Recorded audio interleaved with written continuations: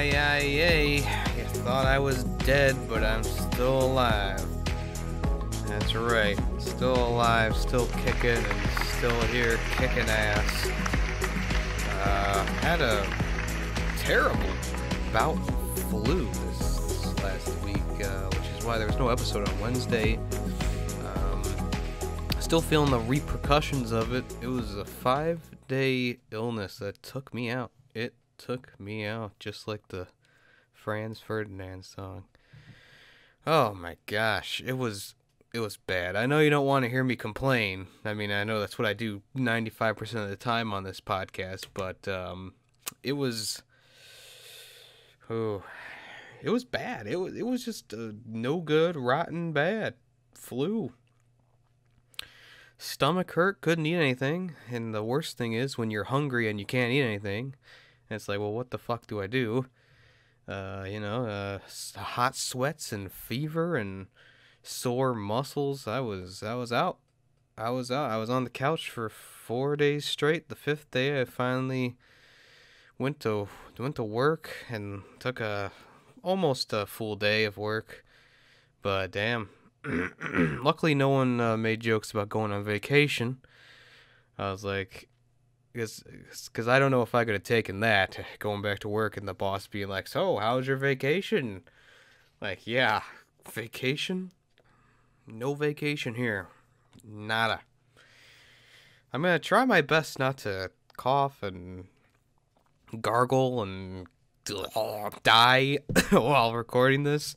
Just so I can get an episode out and just so everyone knows what's going on.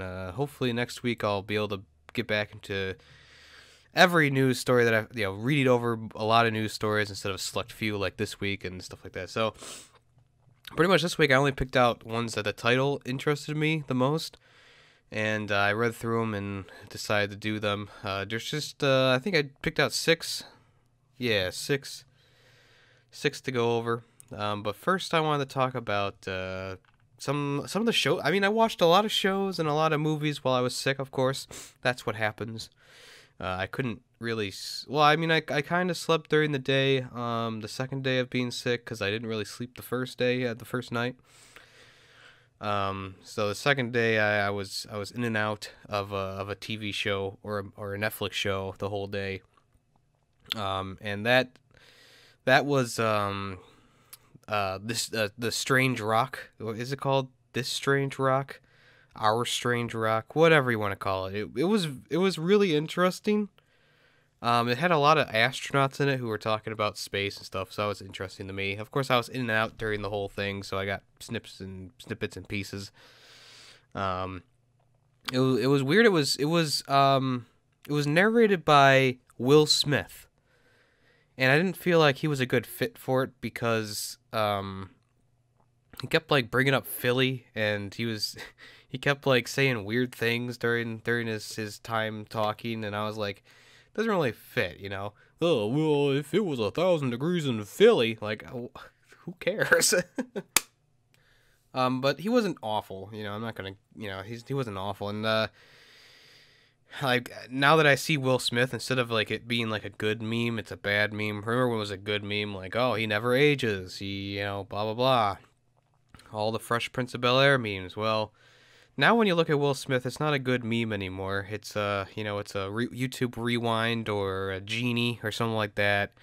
And I can't bear I can't really stand him anymore. He went from being, like, the coolest dude on the planet with high hopes of being a successful movie actor, and he ended up kind of squandering it all with that M. Night Shyamalan movie, and then he just never could get back from that, huh?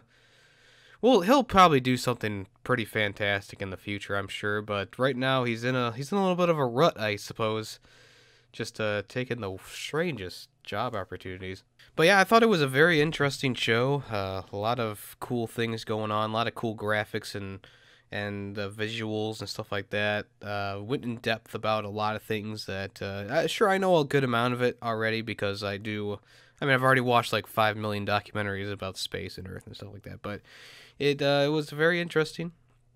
It was very interesting hearing the stories of astronauts and stuff like that, the different woes and accomplishments they've accomplished and been through, and I would recommend it. It's a long one. Each episode's about an hour long, and I think there's like 6, 7 parts to it, so it'll take up a whole day. But it took up a whole day for me, so there you go. A movie that I watched, which I wasn't a big fan of, and it couldn't even put me to sleep with how boring it was. It was just so boring that I was like dead on the inside, but I couldn't close my eyes. You know how it goes. Kind of like when you pay for a ticket to a movie and it's really boring, but you gotta sit through the whole thing because you're like, well, I gotta get my money's worth at least. It's called Swiss Army Man, and it has Daniel Radcliffe in it. And I thought that it was gonna be a movie that I was gonna instantly kind of enjoy because it was kind of tongue in cheek and kind of goofy. It's about this homeless man. Well, not well. He was stranded on an island, and he's about to hang himself. And a body washes up on shore. It's Daniel Radcliffe, and he thinks that the person could be alive. So the rope snaps when he goes to hang himself, and he goes over and tries to resuscitate. But all that happens is the body farts, and it's supposed to be funny, because then the body starts violently farting. And then he's able to use the dead body as a jet ski because it's farting so much, and he actually wakes up on a coastline of it looks like a continent. It's obviously a continent. So he journeys into the forest with this dead body, and they're talking together, and stuff is happening, and it was very boring. It wasn't really funny at all. I didn't feel like it was very well acted either. There was one scene in the movie that I actually liked where, he set up like this miniature bus, and he had the Daniel Radcliffe in the bus, and he was kind of going through how people act on the bus, and I thought that was like the only scene that actually interested me enough to like perk up and be like, oh, this is actually kind of cool. Once it was over though, like the rest of the movie was just back to being lame. And if you don't want a spoiler for it, just kind of mute for the next second, like half of a second. But at the end of the movie, he arrives at the place. It's the woman's house that's on his phone. He has a phone with him that has 10% battery left through the whole movie. It's slowly dying, and he finally gets to that house that woman lives at, and they call the police because he has a dead body on his back, and the police automatically think that he killed him, and they launch an investigation, and blah blah blah, and he tries to tell them that the body talks, and blah blah blah. And I was content with him going to jail because he had these delusions in his head of the body actually talking and stuff like that. That's the whole movie you go through thinking that. But at the end of the movie, he's trying to prove that the body can talk, so he says, lay him down by the shoreline, and he'll do something. For a while, he doesn't do anything. The body just sits there, and I'm like, okay, this is dumb. Something's gonna actually happen. I guarantee it. Like at the end of the movie, I knew, like, yep, it's all been real. And yeah, what do you know? It starts violently farting, and then Daniel Radcliffe turns around and rides the waves into the sunset and smiles at the coast. And I was very disappointed with that. Yeah, I'd give this movie like a 1 out of 5 if I rate movies. 1 out of 5 seems about right for it. Just very boring, not much happening. A lot of it was just dumb stuff that I wouldn't want to rewatch, in my honest opinion. Another movie that I watched while I was sick was The Train to Busan. And this is a Korean movie, so if you don't like reading subtitles, this one might not be for you. I was able to get through it. It is a little bit long. It's almost 2 hours long, and I felt that was stretching the limit of how long I could watch zombies on a train, with different scenarios happening. This movie does constantly keep you on edge and keep you guessing as to who's actually going to live and who's actually going to die, because there's a lot of characters in this movie, and you'd be surprised at how many of them actually kick the bucket at the end of the movie. So definitely worth a watch if you like zombie flicks. This one's definitely high quality. It's well acted. I felt like even the child performance was really, really good. There's a lot of great characters in this movie. Like I said, it's all in Korean, so you're going to have to read some subtitles. But I felt like this movie was really well shot. A lot of love put into this movie. Even like the animations on the like the acting for the people who are zombies and stuff like that, I felt like they did a great job. There's some moments where the CGI, like windows breaking or something like that, wasn't very good, but they used a lot of like shadow play very well, which I thought was fantastic. Like I said, the only thing that I didn't like about it was it was a little long, and there was one character in particular who I just was like, this dude is doing everything wrong, and he's still getting away. Like, this doesn't make any sense at all. You'll know the guy who I'm talking about. Like, he's doing everything in his power to try and survive, and that includes pushing people into the way and stuff like that. He even, like, spoiler alert, he kills the train conductor at one point. Like, the one guy who knows how to set up a train and get it moving, he kills him to get away, and it's just like, whatever, dude. Like, I was ready for him to die when he finally did. And he actually had a pretty decent death, but even in his death, he took down, like, one of the main characters, and I was like, come on. Even after he died, he's killing someone. But I felt like the movie was fine, all the way around, so I'd give this one like a 4 out of 5. Definitely enjoyable. Just a little long, I watched this one the last day that I was, like, ill enough to stay in bed, on the couch all day. So I was starting to get a little antsy, I suppose. Another movie that I watched that I absolutely adored, and this was actually the second time watching it, was The Ballad of Buster Scruggs on Netflix. This movie is fantastic in every single way, shape, and form. If you love the Old West, this one has a story for everyone in it. There's only one story that I thought was just out of place, and that's the final one. There's 6 stories in it, and I feel like the 6th one was the weakest out of all of them. The 5th one was a close second to it, because it was just a very long, drawn-out episode, and it felt long the second time through, which is one of those things. Is like, usually the second time through a movie, things seem a little bit faster because you're kind of expecting things to happen, or something happens. But this time around, I just was like, I was still feeling the weight of it. But 1 through 4 are really, really fantastic. The Coen brothers directed this one, and they put a lot of thought and effort into every line of dialogue, every set piece, every character. Even the background characters have personality to them. Buster Scruggs, obviously, that's the best episode. It's the first one, and it kind of sets the stage for how it's going to be a little bit goofy, but also going to be pretty realistic, pretty serious. I think my second favorite is I think it's the third one, which has the miner in it, and he's looking for gold. I think that's my second favorite, just because of all the visual flares and stuff like that. A lot of meaning behind things, like, he took 1 egg, he got shot 1 time, stuff like that happening. Definitely check the Ballad of Buster Scruggs out, the entire thing. The second one's pretty good. It's the one with the guy who yells "pan shot" because he's wearing pans on him, and when William DeFranco tries to shoot him, it graces off the pans. I felt like that one was really weirdly paced, though. Like, there's a lot of action, but there's times where it kind of slows down. But I still found it very enjoyable. The 4th one, strangely enough, on the second watch through, I enjoyed it way more. It felt like it went a lot faster, and I kind of understood it a little bit more. Like, from the beginning, it's called Meal Ticket, and I didn't notice that at the beginning. And I finally understood that this time going through that, oh yeah, the title's Meal Ticket. Now it all makes a little bit more sense.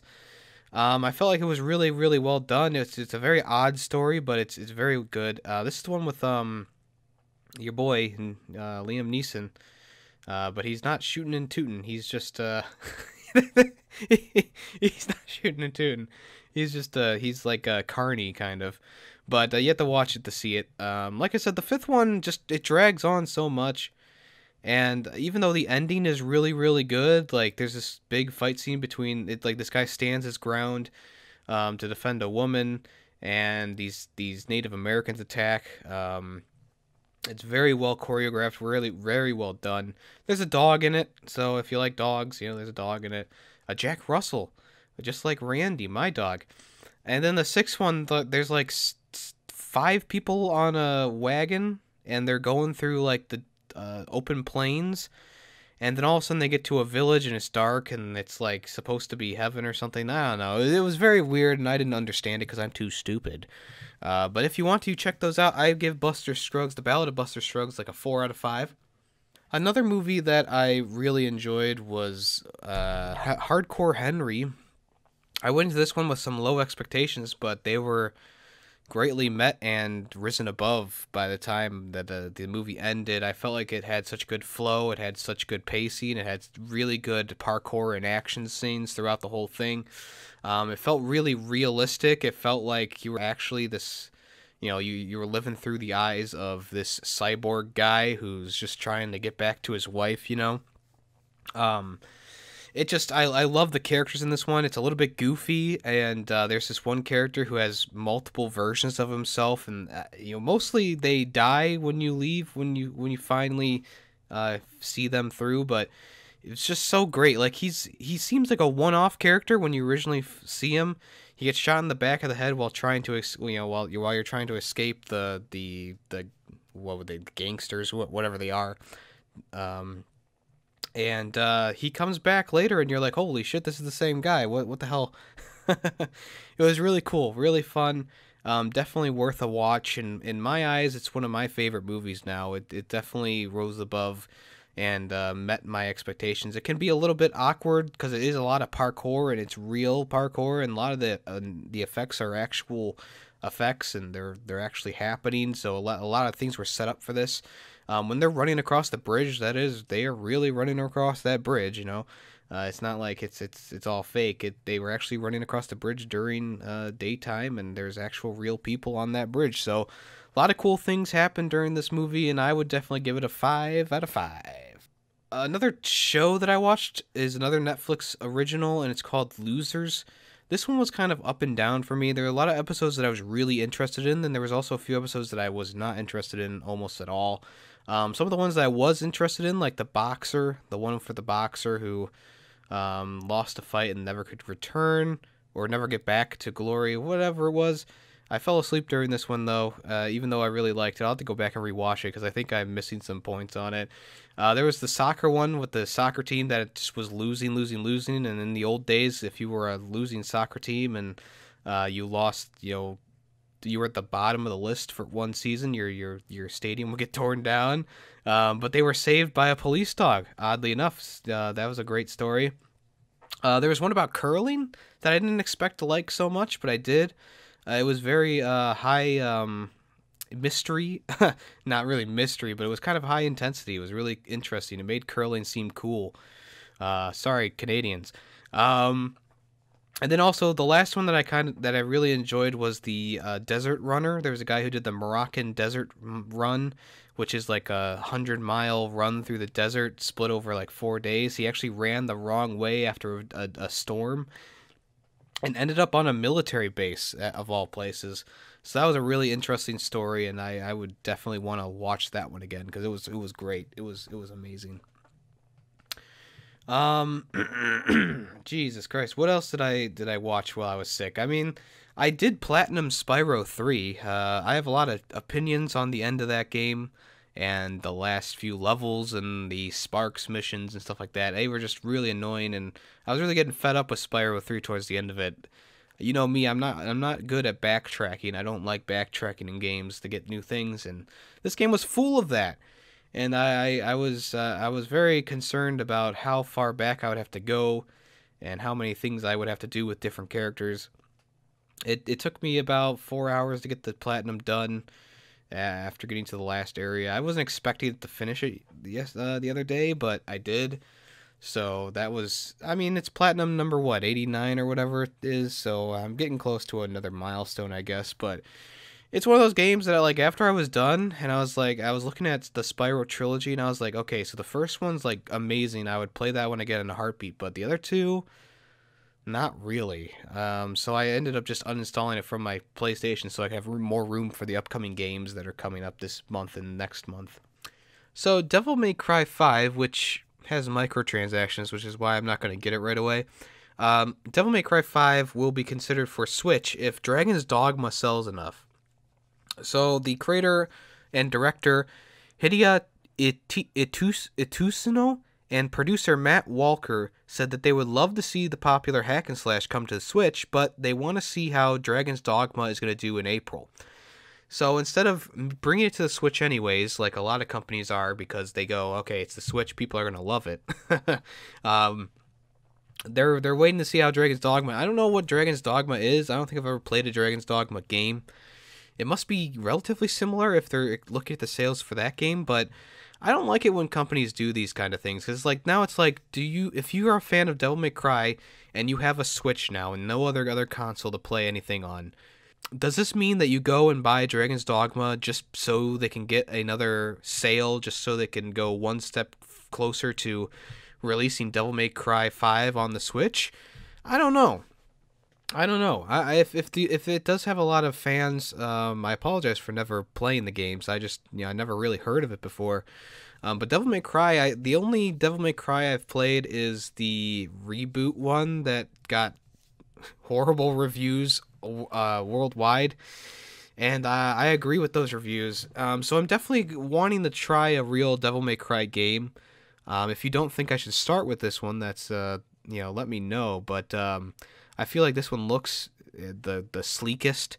Definitely has a lot of style to it. I like the demon aspect, and the gunplay with the swordplay is also very cool.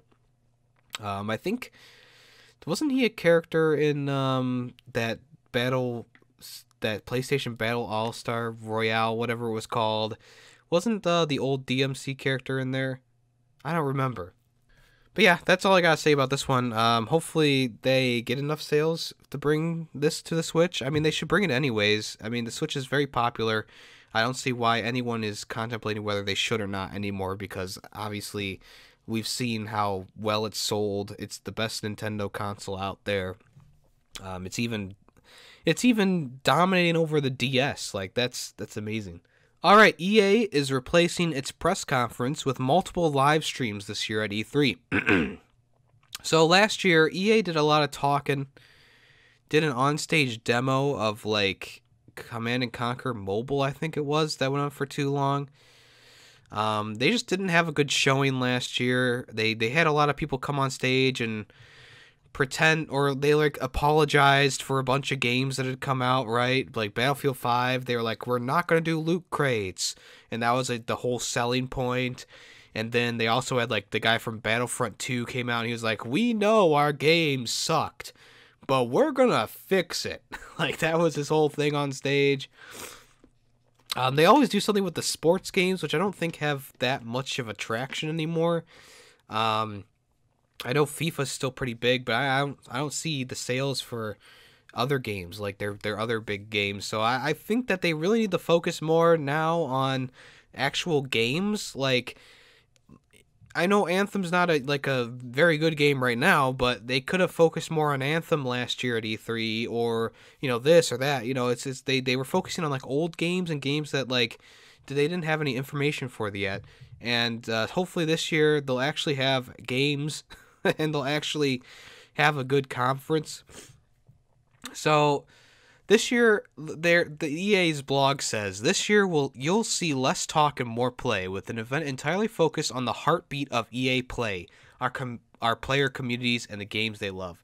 We're skipping the press conference this year and replacing it with multiple live streams that will air during the first 2 days of the event, bringing you more of what you've told us you want. More gameplay and insight from the teams making them.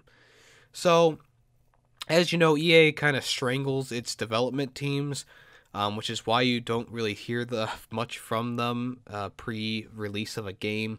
I mean, look at Anthem. Bethesda was saying how amazing it's going to be, and what do you know, it's bricking PS4 consoles, and it's already has price drops. And I think that if, you let BioWare, the people from BioWare, talk to actual gamers and have actual gamers play their games, we might have gotten a more put together game. I don't know. I'm just spitballing here. It seems to me that EA has been a little out of touch with its player base for the past few years. Especially in the sports game category, a lot of people have been coming to me and saying how much they don't like the latest Madden, or how much they don't like, the latest NBA, all 2K, whatever it is. And that's kind of concerning because they've been a huge powerhouse for sports games and a lot of first-party games for a long time. And I think that they've finally kind of started eating themselves. It's that image of the snake eating its own tail. It's not gonna end well. And I think that this kind of starts like showing how E3 is not going to be around for much longer, even though it's a huge event and companies love going there. A lot of them, I mean, EA is pulling out. I think Nintendo pulled out again. PlayStation pulled out this year. So it's going to be a kind of a interesting to see who's going to stick around at E3. All right, new Nintendo Labo kit introducing VR coming in April. So this is a whole new slew of kits focused around VR play. So there's one that's just a basic VR. There's a camera. There's like a gun type thing. There's a bird. And there's an elephant. And they all can be sold in one box, or they can be sold in packs of 2. The one pack just has a VR goggles. Or it has VR goggles and the blaster. I don't know why they have to do the VR goggles separate. I feel like that's like such a small amount of cardboard. They could put that in every single one. But that's none of my business. But yeah, it's interesting. Definitely interesting. There's kind of moving towards more of a VR thing. I don't think we're gonna have like a VR set, like a headset, soon. But this is a good first step. A lot of companies are doing like this cardboard thing with the VR. As long as you have like a mirror in there, you can make a VR headset. I mean, I think Google did it, and so did like Sony or someone. Not Sony, Android. But let's see what's in these things. Nintendo Labo VR kit, available at retail price of $80, will be the complete Nintendo Lab VR kit, including Nintendo Switch software, materials to build all 6 toys, as well as a screen holder and safety cap. It's good for kids and families who want to dive into a full experience. And there's also a starter kit with a blaster, which is going to be $40 with the VR goggles and the blaster kit. You know how much Nintendo loves shooting games. Can't wait to have kids pointing this blaster at their parents and saying, "Boom, you're dead," and then they floss dance over their bodies. Oof, that was a tough sentence to say. But yeah, it's gonna be interesting seeing how this is gonna work compared to the other other Labo things.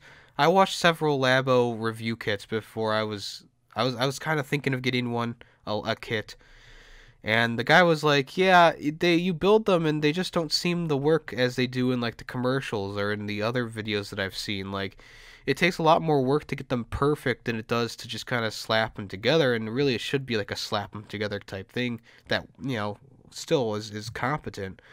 And I didn't feel like I would have the gall, the patience to fully build all the kits. I would probably get done with the first one and be like, "Oh, that wasn't too bad," and then I'd start on like the piano and I'd be like, "Yeah, this is taking like 3 hours." I'm done with this. And then where do you put them after you build them? Like, there's no way to like condense them or build them down. You have to literally just have a full piano sitting on your desk. Alright, the N64 Classic, Turok and Turok 2 are heading to the Nintendo Switch. We know that the first game's going to come out March 18th for $20. And it's supposed to be launched alongside the sequel, Turok 2 Seeds of Evil. But there's no details on it yet. There's nothing like in stone about it. But at least we know that the first game's coming. People who are fans of Turok should be excited. I don't think there's gonna be. I don't think it's like an HD remaster or anything like that. But this is interesting for people who like this. Hey, does this mean that Star Fox Adventures will come to the Switch? Who knows?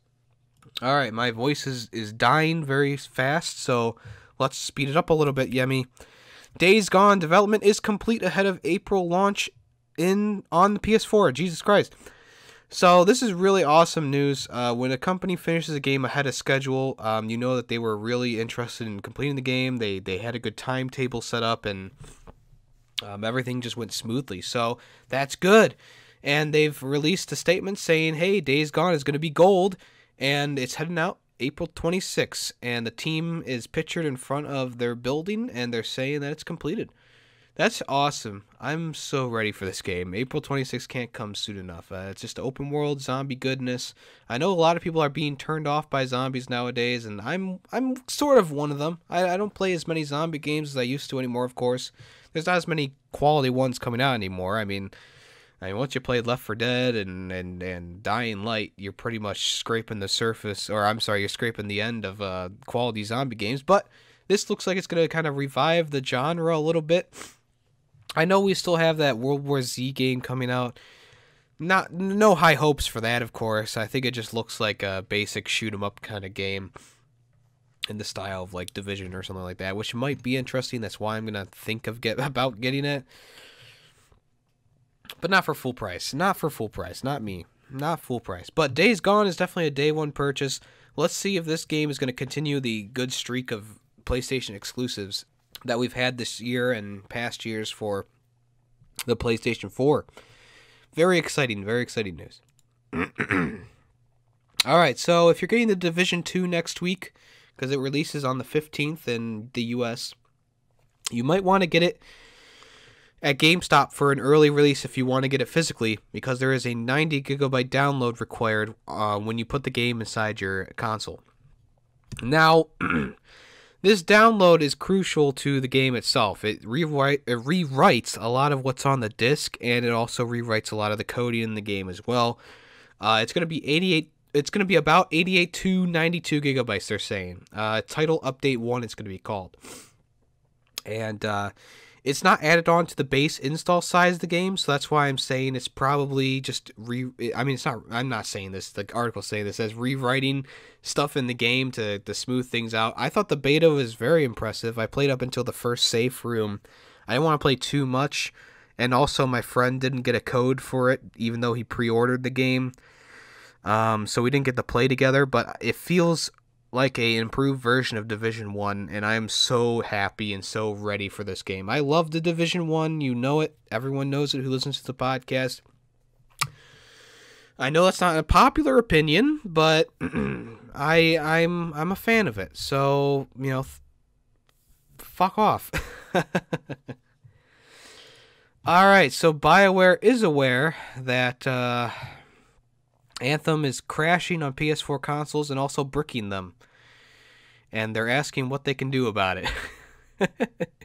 Anthem has just been a train wreck. If you haven't picked it up yet, I would suggest not picking it up.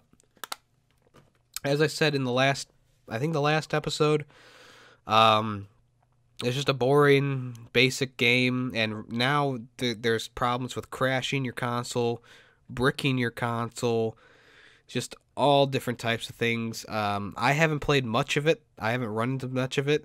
I would like to see how many people are actually getting the bricking and actually getting the crashing as often as they're saying, compared to how many players there are, because the game is still top selling in the United States right now, which is crazy to me, especially with all the bad press it's getting. People are still going out and buying the game. And actually, Sony is issuing some refunds to people who have bought Anthem and caused their system to shut off completely. That's kind of scary. Sony loves money, as I said last time, and them giving away money to people is interesting. But they're still looking into the problems. They haven't solved them yet, and they're trying to get people to post on the technical forum instead of going to Twitter for help. All right, I know this was kind of a rocky episode. I appreciate you sticking around if you did. I hopefully by next Wednesday I'll be back at 100% and ready to go. I hate making episodes that I'm not proud of, but I need to put out something, and I feel well enough to put this out, so I'm gonna get this edited together and put out as soon as I can. But like I said, not still not feeling 100% yet, but I'm getting there. I'm getting there for sure. So thanks everyone for all the support and stuff like that on Twitter and social medias through my time being sick. It's really nice to see people giving me good wishes while I'm ill on the couch, dying of 103 fevers, stuff like that. And it's really appreciated. So I thank everyone who sent well wishes. It was really nice of y'all. Also, this episode is available on YouTube, Spotify, SoundCloud, and iTunes. So thank you for listening wherever you are listening to it. I don't mind. I'm cross-platform, and I'm happy for anyone who listens on any platform. So thank you so much. Also, the video for the week. I'm going to start doing that. Video for the week. A video that I found very entertaining or very interesting.